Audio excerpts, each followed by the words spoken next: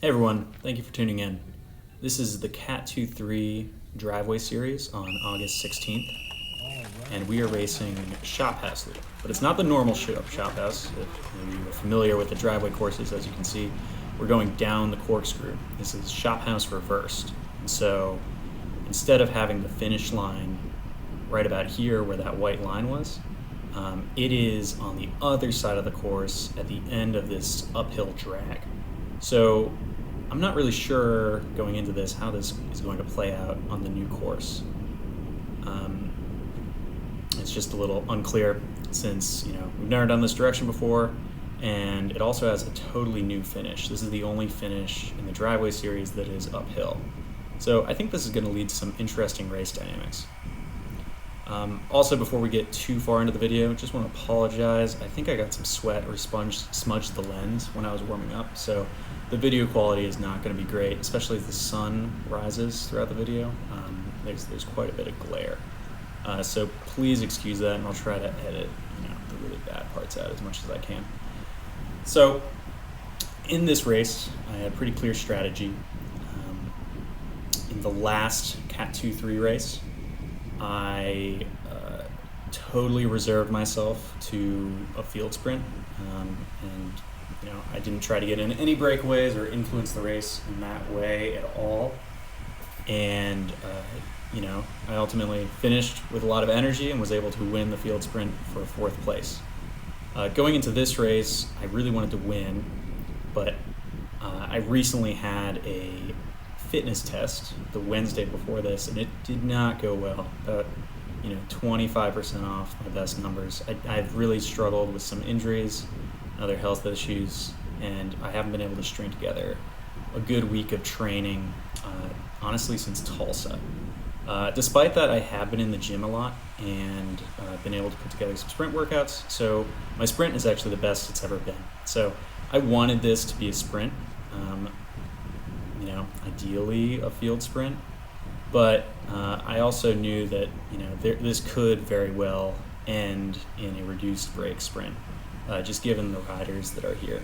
And so there were a few folks I was worried about in this race. So David Wild from Violet Crown Racing is a great breakaway rider. Jesus Vega, Ramiro Martinez from Abels are both really strong riders I'm worried about. There's Colin Darr from Team Cadence Cyclery, and then you have Archer Myers from Super Squadra. I told myself that if any of these guys got into the breakaway, I would snap across to it, and I wouldn't disrupt them, but I wouldn't really pull if I got in the move. And so that would just be a way for me to conserve my energy, just because I knew if I got into a very long range move where I had to draw on that 20-minute, potentially hour power, that would really hurt my chances for a win in this race. So I think I'll just jump ahead to the first move that I cover. So fast forwarding here, I am about 2 wheels behind Archer Myers, and there is a 6 or 8 man break up the road. It's still pretty early in the race, but I feel like something is coming, and I feel like Archer is going to attack here, and I really don't want him in the breakaway without me. So Driveway Devo is going to attack here, Archer Myers is going to follow, I'm going to slot onto his wheel, and just going to follow.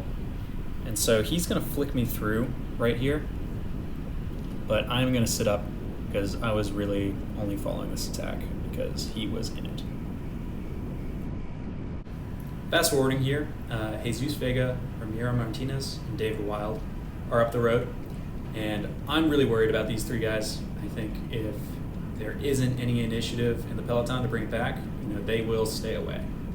And so I actually expend a lot of energy trying to bridge up to these guys, and I eventually do, but I think this move was warranted, just because all 3 of these guys are people that I was worried about. And so I eventually latch onto David Wild's wheel and just kind of rotate through. But I will fast forward because this move was eventually caught. So fast forwarding here, we're about 5 laps to go, And David Wild, right about here, is just gonna blow past me and attack. Um, all of the moves in this race had been brought back up until this point. It was a pretty sticky course, but given David Wild's fitness and aerodynamics, he could definitely stick this move once again if there wasn't any initiative from the peloton. And so I made a decision to bridge up to it, and I wanted to be in this. So I'm just trying to pace this so I don't get too tired. But it was a pretty hard attack, and it did bring my heart rate up to the high 180s. So eventually, I get to him and just kind of slot in. But he's so aero that I was doing like quite a few watts just to hold his draft. Eventually, he is going to flick me through here. And I do pull through, and I try to measure this effort pretty well. I do want to help contribute. This could possibly stick, but I'm trying not to let myself creep too high into the 180s when I'm on the front. And so I think I look back here, kind of coming around this corner, and realize that the peloton is really close. And I even say to David that, we are going to get caught. And this move is eventually caught. And so I'll fast forward to the last lap of the race. So after that attack from David Wild, nothing really went. The peloton just kind of sat up. This allowed me to get my heart rate back down. But we are in the last lap of this race, and I'm using some speed that I got from the corkscrew to slingshot around the peloton as they were slowing. Max from Super Squadra is on the front, and he is trying to chase down these flyers and lead out Archer Myers, his teammate. So I feel like pretty good about where I'm at right now. Towards the pointy end of the peloton, going into the last lap, and I can see the front. I have a good draft, and my heart is not exploding. So this is a great place to be. See Colin Dar coming around on the right-hand side in the green. He's a really good sprinter, and so I feel like I'm in the right spot. So I'm just trying not to lose any wheels right now. I feel like I'm in the perfect spot right now. And so I'm just trying to hold on and stay in this position. So Jesus comes around the right-hand side right here, and I know he's going to the front, and this gap starts to open up right here. So I really start mashing the pedals, try to shut this down. And so I think I get out of the saddle right here and start my sprint. Colin Dar on the left is starting a sprint, trying to get on Jesus' wheel. I close the door. Jesus really starts to open it up, and we are flying right here. And I come around Jesus going 40 miles an hour right as he's starting to slow down, and I know Colin is breathing down my neck, trying to come around on the left-hand side, and I'm just trying with every ounce of my being to hold him off, and I cross the line first. Really happy about this. I honestly still kind of in disbelief about it. It's been a really rough season for me.